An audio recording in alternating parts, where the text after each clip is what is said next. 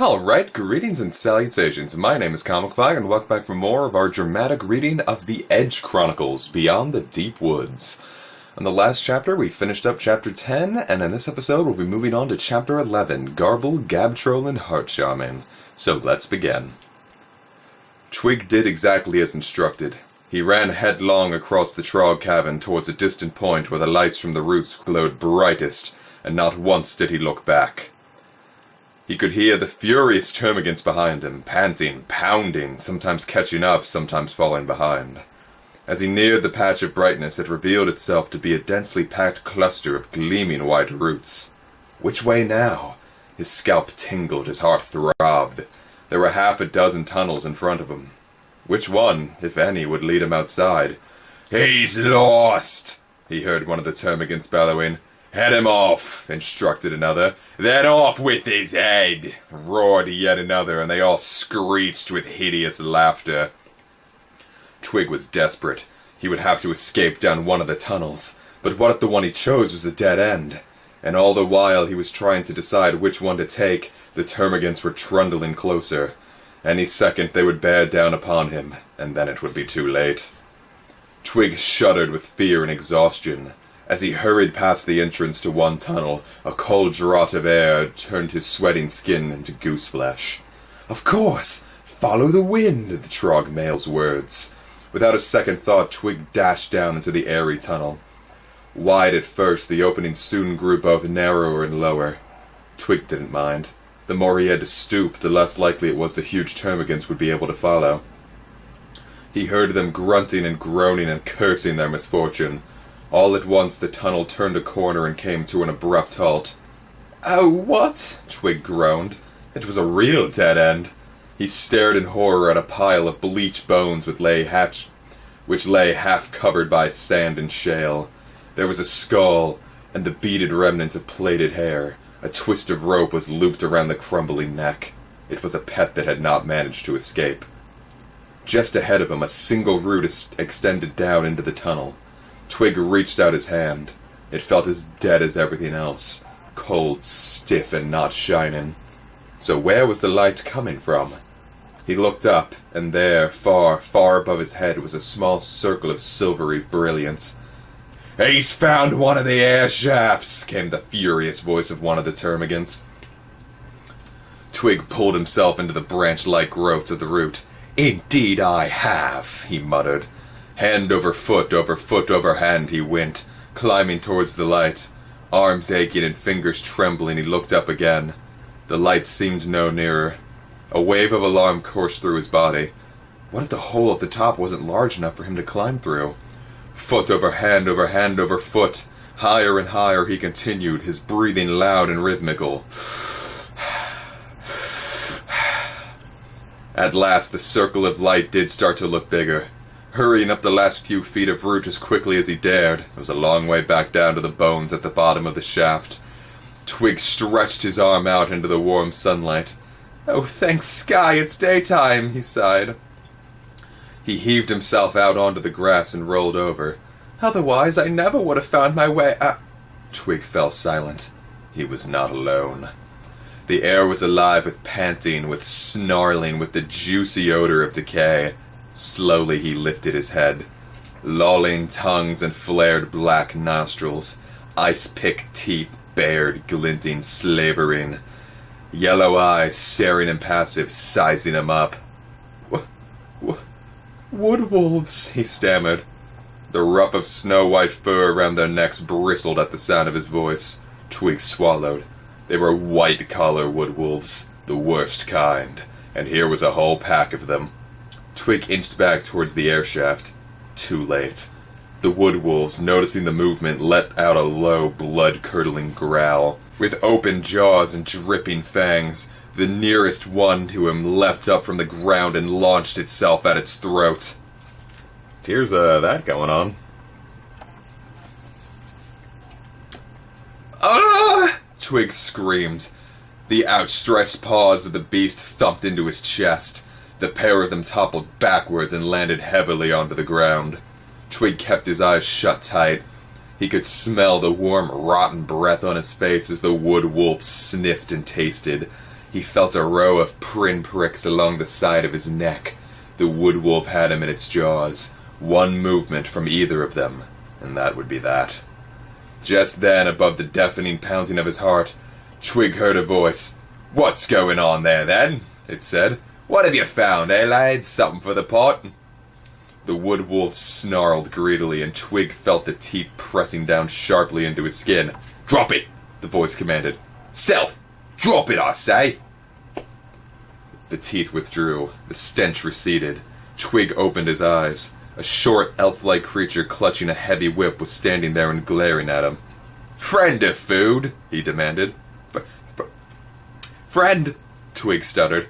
"Get up, friend," he said. The wood wolves twitched as Twig climbed to his feet. "They won't hurt you," he said, seeing Twig's discomfort. "So long as I don't tell them to," he smirked. "You wouldn't do that," said Twig. "Would you?" "All depends," came the reply. The wood wolves began pacing to and fro, licking their lips and yelping excitedly. "We small people have to stay on our guard." Forgot to show you this guy. Old dwarven man. "We small people have to stay on our guard. Stranger equals danger, that's my motto. You can't be too careful in the deep woods." He looked Twig up and down. "Mind you," he said, "you don't look much of a threat." He wiped his hand vigorously on his trousers and thrust it forward. "The name's Garble," he said. "Garble the Hunter, and this here is my pack." One of the wood wolves snarled. Garble gave it a vicious kick. Twig reached out and shook the hand being offered him. All around them, the wood wolves were whipping themselves up into a slavering frenzy. Garble stopped in mid-shake, pulled his hand away, and inspected it. "Blood," he said. "No wonder the lads found you. The smell of it drives them proper crazy, it does." He crouched down and carefully wiped his hand on the grass until all trace of the blood had disappeared. He looked up. "So what exactly are you?" he said. "I'm..." Twig began, and then stopped. He wasn't a wood troll. But then, what was he? "I'm Twig," he said simply. "A twig? Never heard of him. You look like a bit of a lop-ear, or even a blunderhead. Even I find it difficult to tell them apart. Fetch a good price, they do, though. Sky pirates are always after goblins from the wilder tribes. They make good fighters, even if they are a bit difficult to control." "Are Twigs good fighters?" Twig shifted uneasily from foot to foot. "Not really," he said. Garble sniffed. "Wouldn't get much for you anyway," he said. "Scrawny little specimen that you are. Still, you might make a ship's cook." "Can you cook?" "Not really," Twig said again. He was inspecting his hand. There was a cut on his little finger, but it didn't look too bad. "Just my luck," said Garble. "I was on the trail of a big lumpskull. Would have made me a pretty penny, I can tell you. And what happens? He goes running straight into the jaws of a blood oak, and that's the end of him. Terrible mess. And then the boys pick up your scent. Hardly worth the bother," he added, and spat on the ground. It was then that Twig noticed what Garble the Hunter was wearing. The dark fur was unmistakable.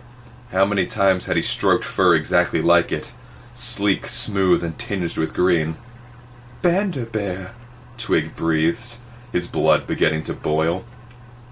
This obnoxious little elf was wearing the pelt of a banderbear. Garble was shorter than Twig, considerably shorter. In a straight fight, Twig was sure he could overpower him easily.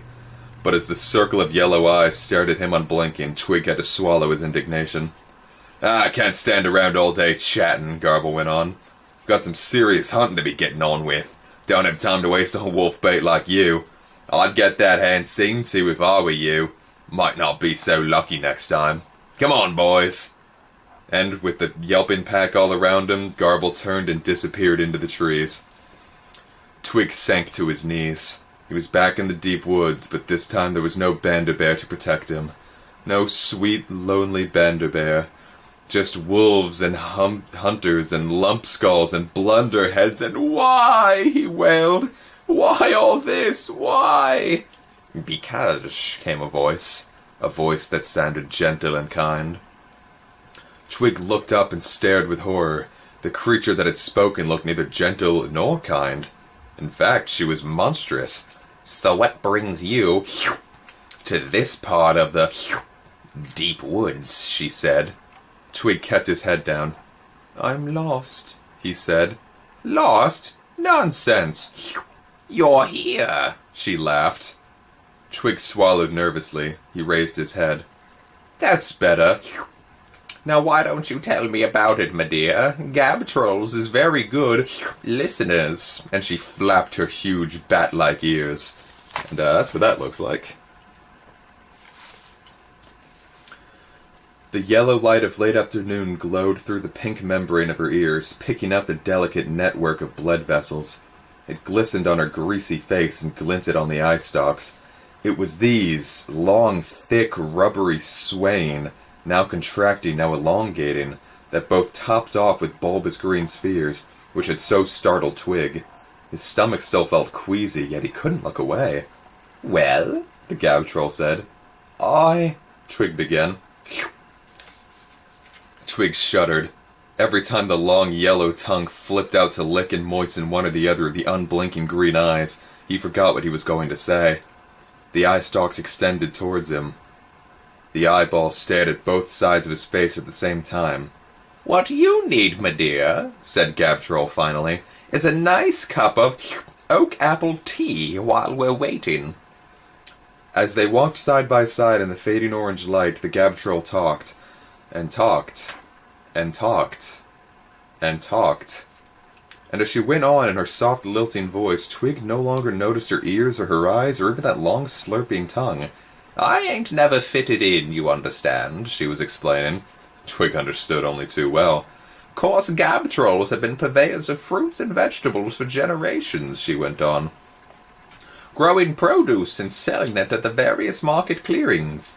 Yet I knew," she paused. "I said to myself, 'Gabba,' I said, 'you just ain't cut out for a life of hoeing and haggling, and that's a fact.'" They emerged in a glade bathed in the deep red glow of the setting sun. The light gleamed in something round and metallic. Twig squinted into the shadows. A small covered wagon was standing beneath the hanging fronds of a sallow-drop tree. The Gabtroll waddled towards it. Twig watched as she unhooked a lantern and set it swinging from a branch. "Throw a little light on the matter," she chuckled and proceeded to pull the wagon out from its hiding place. Twig looked it over. For a moment it seemed to disappear. He shook his head. It returned again. "Clever, eh?" said the Gabtroll. "I spent ages mixing the paints." Twig nodded. From the wheels beneath the wooden frame to the animal skin which had been stretched over the hoops to make a waterproof covering, every inch of the wagon had been daubed with various shades of green and brown. It was perfectly camouflaged for the forest. Twig's eyes focused on some writing on the side. Curious curling letters that looked like twisted leaves. "Yes, that's me," said the Gabtroll with a lick of her eyeballs. "Gabmora Gabtroll, apothecaress and wise one. Now let's see about that tea, shall we?" She bustled up the wooden steps and disappeared inside the wagon. Twig watched her from the outside as she placed a kettle on the stove and spooned some orange flakes into a pot. "I'd ask you in," she said, looking up. "But, well—" She flapped her hand at the chaos within the wagon. There were stoppered jars and bottles swilling with amber liquid and the innards of small beasts. There were boxes and crates full of seeds and leaves and sackfuls of nuts spilling onto the floor. There were tweezers and scalpels and chunks of crystal and a pair of scales and sheaves of paper and rolls of bark. Herbs and dried flowers hung in bunches from hooks alongside strings of desiccated slugs, and a selection of dead animals, wood rats, oak voles, weezits, all swaying gently as the Gabtroll busied herself with her tea. Twig waited patiently. The moon rose and promptly vanished behind a bank of dark black cloud. The lamplight glowed brighter than ever. Beside a stubby log, Twig noticed a heart shape had been scratched into the dirt. A stick lay across it. "Here we are, my dear," said the Gabtroll as she emerged, a steaming mug in each hand and a tin under her arm. She set everything down on the log. "Help yourself to a seed rusk," she said. "I'll just get us something to park our behinds on." She unhooked 2 more of the logs from the underside of the wagon. Like everything else, they were so well camouflaged that Twig hadn't noticed them. She plunked herself down. "But enough of me," she said. "I could go on forever about my life in the deep woods, traveling from here to there, constantly on the move, mixing my potions and poultices and helping out wherever I can. How's the tea?" Twig sipped and prepared to wince. "It's lovely," he said, surprised. "Oak apple peel," she said. "Good for the nails, good for the heart, and excellent for..." She coughed, and her eyes went in and out of their stalks. "For keeping you regular, if you take my meaning. And if it's taken with honey, as this is, it's an unbeatable cure for vertigo." She leaned towards Twig and lowered her voice. "Far be it from me to boast," she said, "but I know much more than most about the things which live and grow in the forest." Twig said nothing. He was thinking about the Banderbear. "I understand their properties," she added and sighed. "For my pains..." She sipped her tea. Her eye stalks looked round. One of them focused in on the stick line across the heart shape. "Take this, for instance. What do you think this is?" "A stick?" "It's a heart charmer," she said. "It shows me the path I will have to follow." She peered round into the forest. "We still have time. Let me give you a little demonstration." She took the stick in the center of the heart with one finger holding it upright. She closed her eyes and whispered, "Heart, lead me where you will," and lifted her finger. The stick dropped. "But it's landed in exactly the same position as before," said Twig. "Naturally," said the Gab Troll, "for that is the way my destiny leads." Twig jumped to his feet. He seized the stick. "Can I have a go?" he said excitedly. The Gab Troll shook her head and swung her eyes dolefully to and fro. "You must find your own stick." Here's that going on. Twig darted off towards the trees. The first one he came to was too high, the second too tough. The third was perfect. He climbed up and broke off a small branch, stripped the leaves and bark until it looked just right, and jumped down again. "Ah!" he screamed as something ferocious, slavering black beast seized him and slammed him to the ground and pinned him down. The silhouette of its massive shoulders flickered in the lamplight. Its yellow eyes glinted, its jaws opened, and it yowled with pain. "Cog!" the Gab Troll screamed as she brought the stick down on the beast's nose for a second time. "How many times have I got to tell you? Only carrion! Now take your food and get to the wagon this instant, and hurry up about it. You're late." Reluctantly, the beast released Twig's shoulders. It turned, sunk its teeth into the corpse of a tilder lying next to the tree, and dragged it obediently back to the glade. The Gab Troll helped Twig to his feet. "Nothing damaged," she said, looking him over. She nodded towards his attacker. "A much underrated beast, the Prowlgrin. Loyal, generally. Intelligent, very. And stronger than any ox. What's more, as its owner, you don't have to worry about food. It takes care of itself. If I could just get it to stick to animals that have already died." Her eyes bounced as she laughed. "Can't have it eating my customers. Bad for business." Back at the clearing, the Prowlgrin was crouched down between the shafts of the wagon, tearing into the remains of the dead tilder. The Gab Troll slipped a harness over its head, tied a girth around its middle, and fastened the straps. Twig stood to one side, watching, stick in hand. "You're not going, are you?" he said as she slung the logs and tea things into the back of the wagon. "I thought—" "I was just waiting for Cog to get himself fed and watered," she explained, climbing up the front seat. She took up the reins. "Now I'm afraid. Places to go, people to heal." "But what about me?" said Twig. "I always travel alone," said the Gab Troll firmly. She tugs on the reins and set off. Here's her setting off, and there's the Prowlgrin right there.